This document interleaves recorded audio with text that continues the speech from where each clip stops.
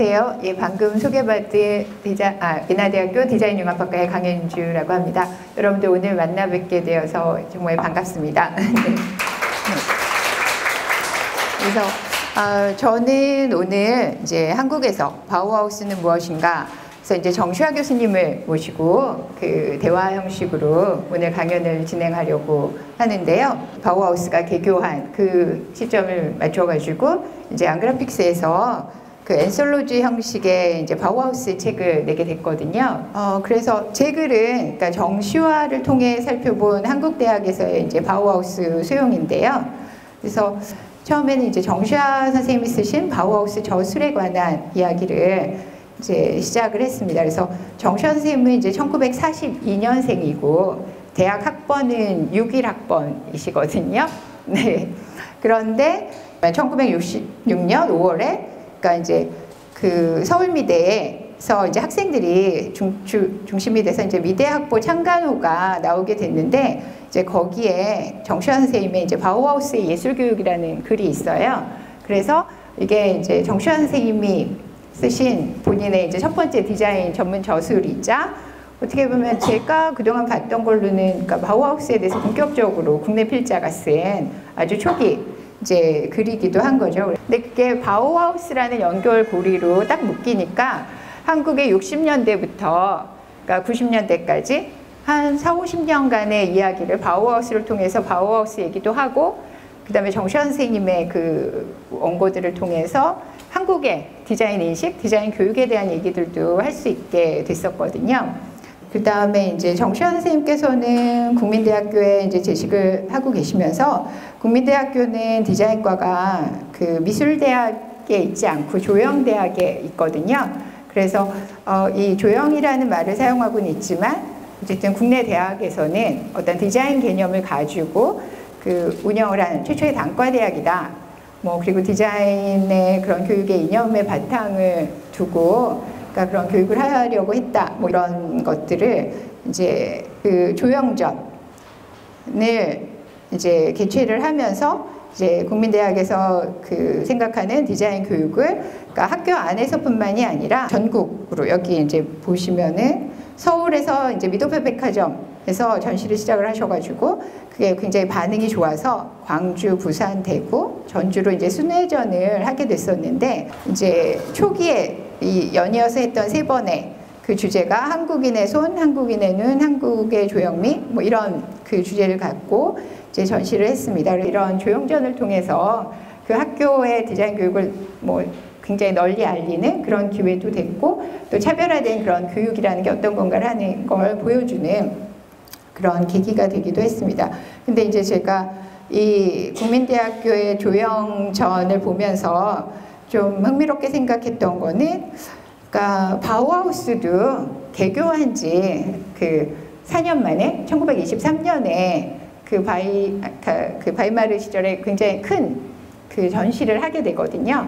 그러니까 이제 그 주 정부가 재정적인 지원을 해주는 주 정부가 너희들 성과를 보여라 이래가지고 이제 교장인 그로피우스가 그 선생님들을 막 독려하고 학생들을 독려해서 이렇게 전시를 하게 되는데 그 전시가 굉장히 큰 성공을 거두거든요. 그래서 독일 전역 아니면 주변 국가에서도 와서 그 전시를 봤다고 하고 또 어떤 전시를 통해서 신설된 학교가 이제 자기의 존재감을 이렇게 널리 알리면서 그 내적인 구성원들 간에 또 이렇게 공동체의 어떤 분야의 그런 그러니까 의식을 좀 같이 활발하게 하고 그 다음에 대외적으로도 알리는 데 성공한 그런 케이스라면 우리나라의 국민대학교도 그런 비슷한 과정을 겪었구나.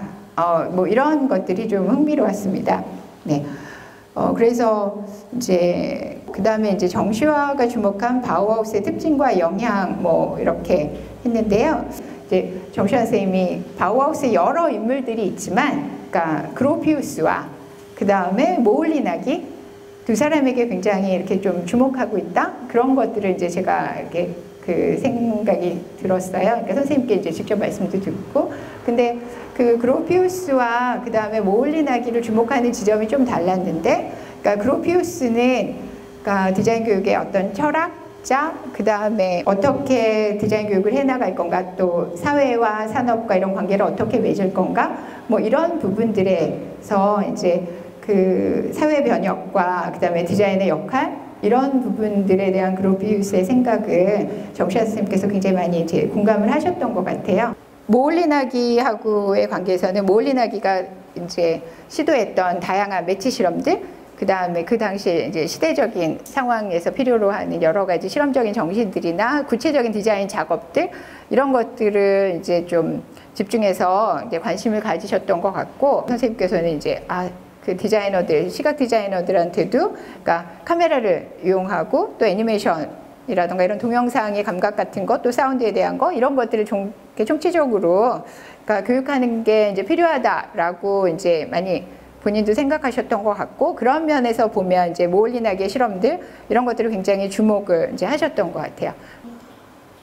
그 다음에 이제 그 정시환 선생님이 국민대학교를 통해서 이렇게 교육을 해나가시는 동안 이제 사실은 우리나라에서도 바우하우스의 영향들이 있었거든요. 그래서 그러니까 일본처럼 직접 바우하우스에 가서 독일에서 공부했던 그 사람들은 없지만 일본 유학생들을 통해서 그러니까 그 바우하우스가 좀 전해지기도 하고, 그 다음에 50년대 말 60년대 초에 가면 이제 미국 유학을 가서 그러니까 그 미국에 전해진 바우하우스를 교육받고 돌아와서 한국에도 소개하는 그런 디자인 교육들이 이제 시작이 되고 있기는 했습니다. 그리고 이제 뭐 또 90년대에 오면 이제 삼성에서도 정말 디자인을 잘하는 디자이너를 키우고 싶다. 그래서 이제 사디를 만들기도 했고, 그 다음에 일러스트레이션 분야에서는 힐스라고 하는 그런 대안학교 형태의 이제 학교 실험들이 있었고요.